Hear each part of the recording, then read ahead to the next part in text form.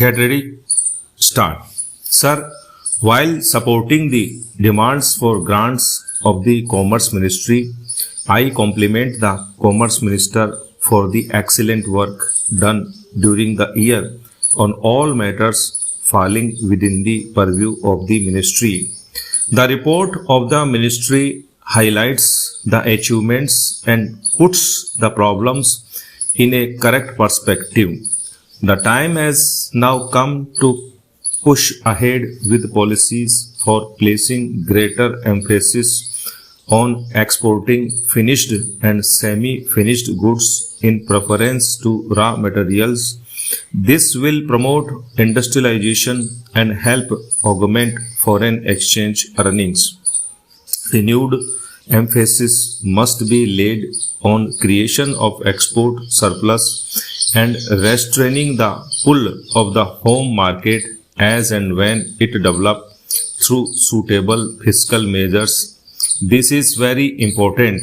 We must create export surplus, otherwise we cannot improve our export sphere.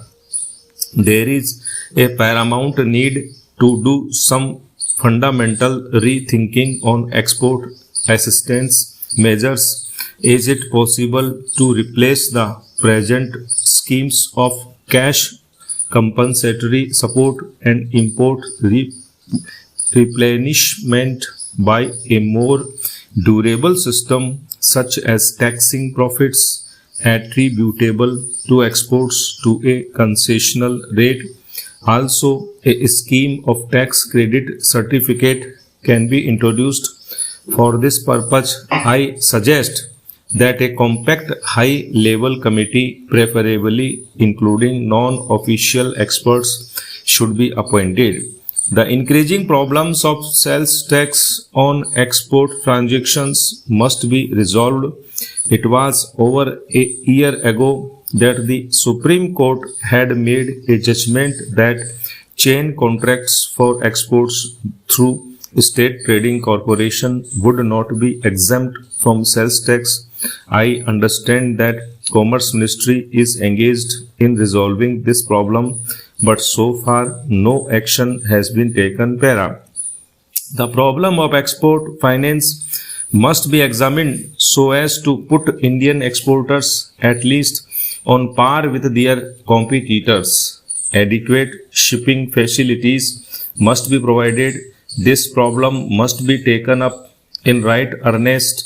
I believe that India has the capacity to become a world leader in exports of cotton, textiles, ready-made garments, sugar, processed vegetable oils, leather manufacturers, and engineering goods.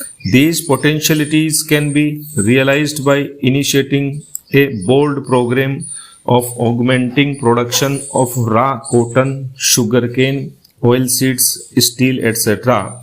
I also attach great importance to the efforts that the Commerce Ministry have been making in building a healthy relationship between industry and trade. There should be complete harmony on all matters concerning policies and producers, and regular and frequent discussions must take place between the commercial organizations and government. I find that we have too many associations both at the center, state and district levels. Such expansion is not a healthy process. I would suggest that this matter should be examined in all its aspects so that there are selected all India organizations which can speak with appropriate knowledge and study on all matters relating to export promotion and industrial development. I know myself that many of the commercial houses have now reoriented their thinking.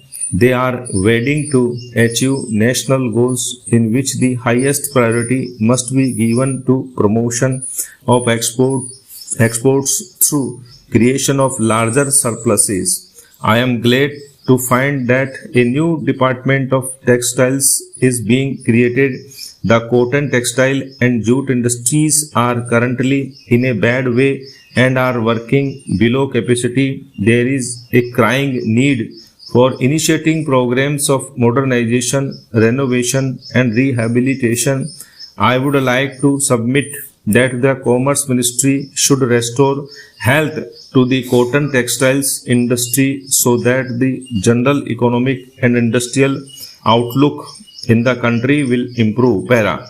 The policy announced in the beginning of December last year was good as far as it went, but there is need to review it so that a vigorous program of development of the spinning sector can be initiated without further loss of time. I would like to take this opportunity of referring to the number of joint commissions that have been set up with different countries in the world. I suggest that the business community should be associated with the discussions as also in negotiating trade agreements that will be really very beneficial. Para. I am happy to find that a separate chapter has been devoted in the report of the Commerce Ministry to Indian industrial joint ventures abroad.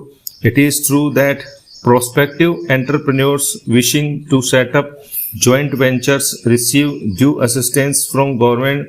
I would, however, suggest that India's potentialities and capabilities in this regard should be realized more fully. Here I would also suggest our collaboration with other countries in putting up industries in third countries. We can always collaborate with the Russia, China or Japan to put up industries in third world countries. Such collaboration will be beneficial to all concerned. India has well developed capacities in the field of construction, architecture, town planning, dam engineering, mining, oil exploration, power engineering, management and economic consultancy. Subcontracting, particularly in Southeast Asia, offers large scope and there is no harm in becoming a junior partner provided it can give satisfactory results to the nation. I would suggest that the Commerce Ministry should take greater interest in enabling Indian entrepreneurs to realize the potential in this behalf. Stop.